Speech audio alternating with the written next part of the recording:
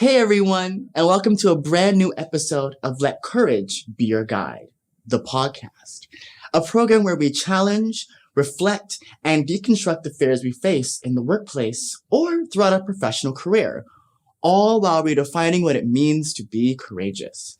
I am your host, Avery Jackman, and thank you for joining me.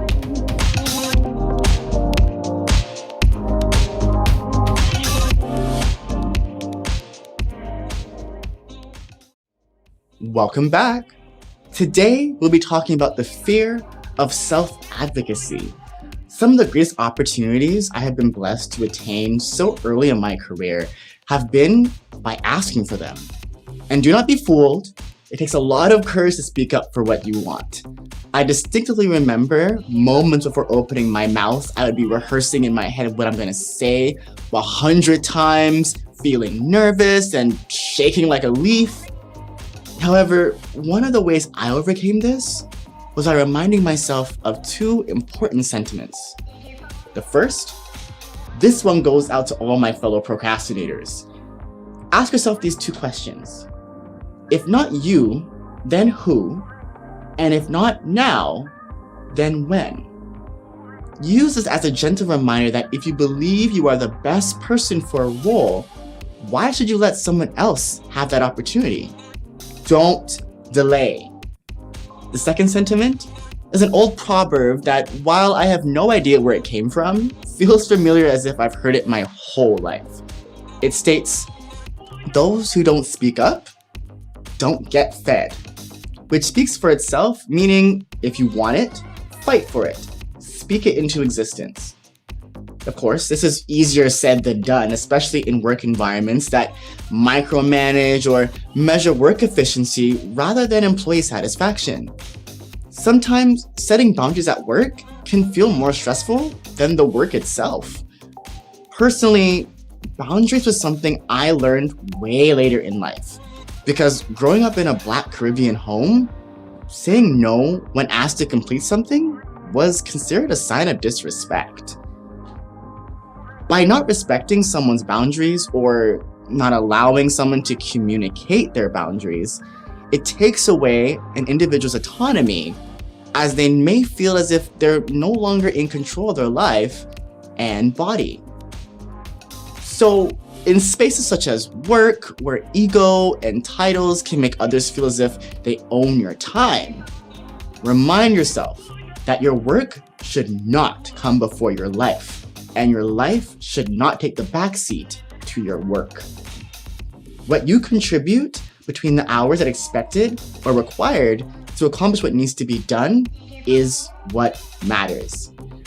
And this is not strictly about pay, this is about well-being. I ask you another question. Is there anything you would sacrifice for your health? I know for me, my health always comes first. And yours should too. Unfortunately, some folks or organizations don't recognize this, even if the law may state so. You see, on December 2nd, 2021, due to many jobs transitioning to work from home, Ontario passed Bill 27 Working for Workers Act, which was defined as not engaging in work-related communications, including emails, telephone calls, video calls, sending or reviewing other messages after work hours. So even the law is telling us to set boundaries and live that true work-life balance. I, of course, recognize that this comes with a level of privilege, and some jobs require us to be on call or on high alert.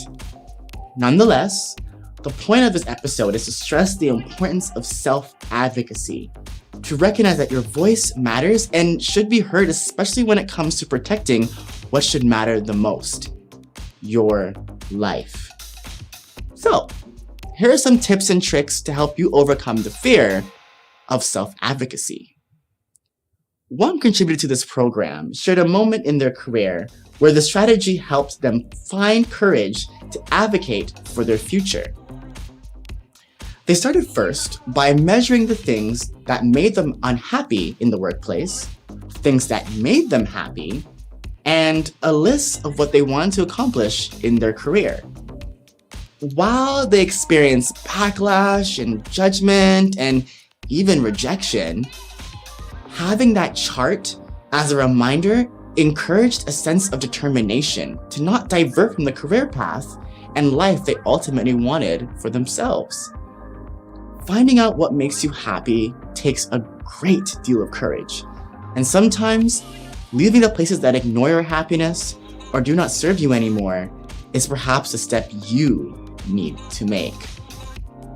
So the next time you find yourself questioning your morals, your standards, or your well-being for a job, remember who you are, who you want to be, and where you want to go. Then fight for it. All right, until next time, goodbye.